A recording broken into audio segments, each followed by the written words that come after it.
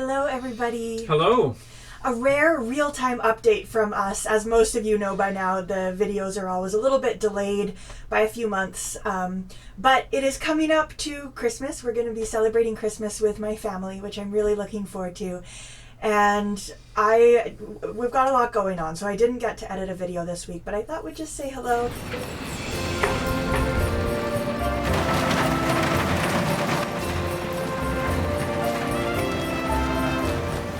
We've had a few winter storms blow through, but fortunately we found a sublet at a really well-protected marina just for a couple of months. So we've been relatively unaffected. A few boats nearby have definitely had their Genoas unfurl in some pretty heavy winds. But we do actually have a little bit of winter sailing coming up, which I'm really looking forward to. We're gonna do a bit of a winter trip up to Desolation Sound pretty soon, which will be very fun. I've actually never done winter sailing in British Columbia. Neither have I. Yeah. So that'll make for some beautiful videos. Yeah, look forward to it. Little escape.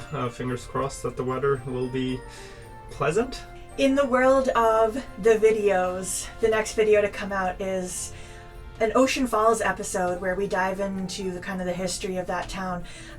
That is one of the most fascinating places we visited on our northern voyage trip, and I'm finding now that we're sort of back home in my home where I grew up and we're seeing friends and stuff, and inevitably they always ask, what was your favorite part or the most interesting part of your trip? I keep talking about Ocean Falls because it's just such a fascinating place to talk about. So I'm really excited to share that episode with you. I've also been wrapping my head around trying to edit the southbound voyage where we go down the west coast of Vancouver Island, and I've been reviewing some of the footage we took from that leg of the journey. It's really beautiful. I'm really excited to share that with you. So we got some good stuff coming up. But then, oh yeah, back to sort of real time. After our little winter sailing trip soon, we are going to be doing a bit more work to the boat. And I thought I'll let you talk about what you'd like to change after this season or upgrade. Yeah, mostly upgrade. Yeah, I can't think of any changes. It's more things that we haven't gotten to yet that are missing.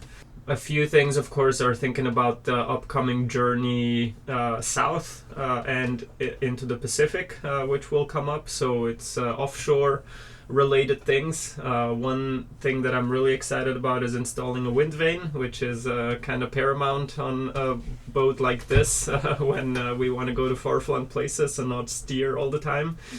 We'll be looking for a life raft and where to install it, things like that. Then also AIS is something that has been on our minds all the time. Luckily there is workarounds, and since we have Starlink and that was often on, there is also apps that you can check on the internet where all the vessels are.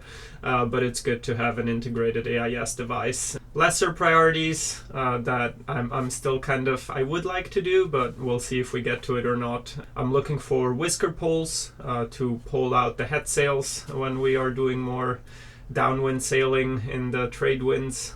So I'm looking for something roughly about 19 feet long.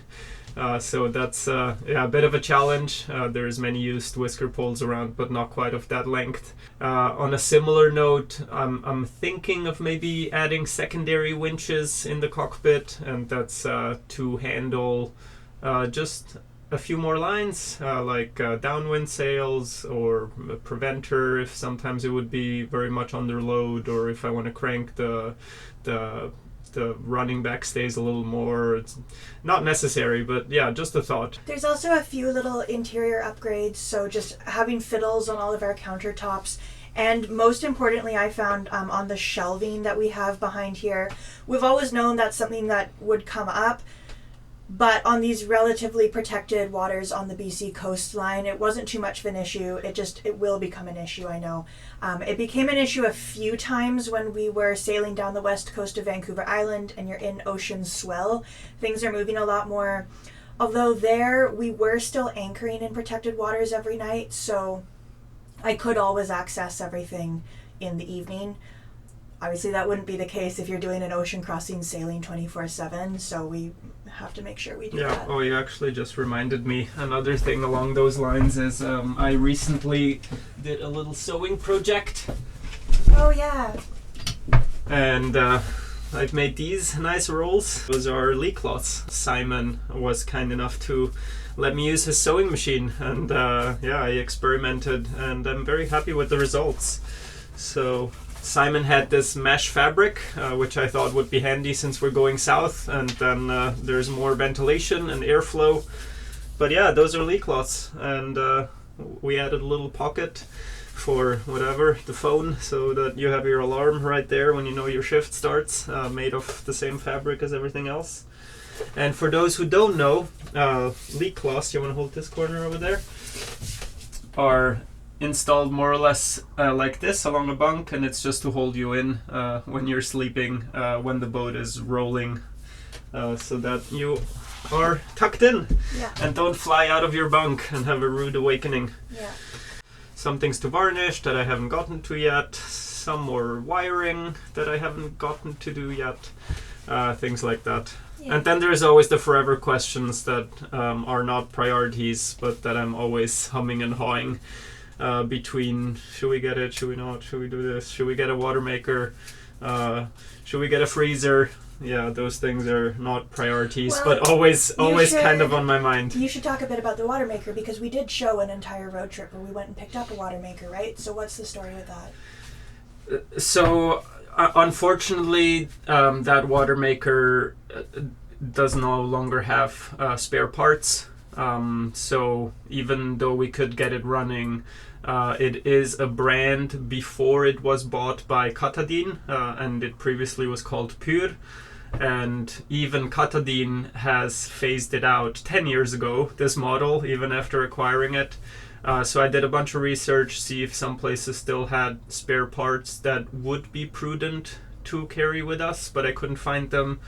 So now I'm kind of researching, well, if we go with a newer water maker, what has been modernized, what has changed. Because water makers have gotten quite a bit better over time, and the draw on the electrical system has been lowered considerably. So that's just something that I'm going back and forth on. And then just the eternal question of, yes, I know it is very handy, but where do we put it? I mean, of course, it's not just that. It's also looking at the price tag of one and going like, oh, geez. Yes, okay, in theory, I'd like one. Yeah. So we'll see. Yeah, if we can install one, if we can find one, good, decent price, and so we'll do it. But right now it is not the main mission. Yeah, to give you the little timeline, we got back from the southbound journey down the west coast of Vancouver Island about a month and a half ago. It hasn't actually been that long. We really dragged it out. We were there a lot later than we thought we would be, because we ended up just really falling in love with the West Coast and spending a lot more time there than we thought.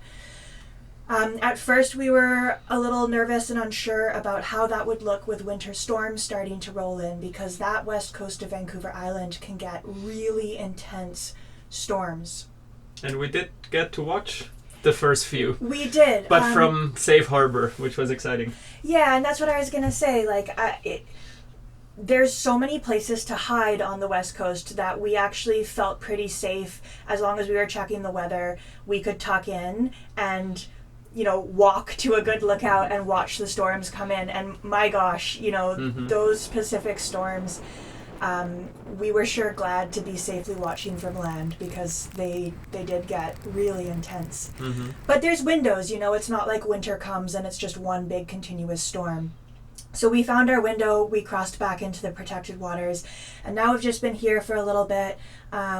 To be honest, not doing a ton of boat stuff, kind of seeing friends and family, and I've been playing lots of music. And there's this real balance between being out in the wild, like we have been, and then being in community, and I find really, really different purposes and benefits from both when I'm here in community and surrounded by other people.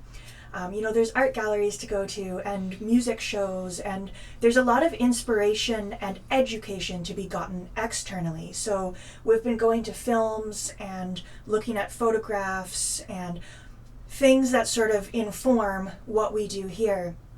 Versus when we're out, all of that inspiration is internal, and I find that I'm really productive when we're out in the wilderness. There's a well of creativity from inside. But right now I'm feeling that that input and sort of recharging and learning for the next season, so it can be even better.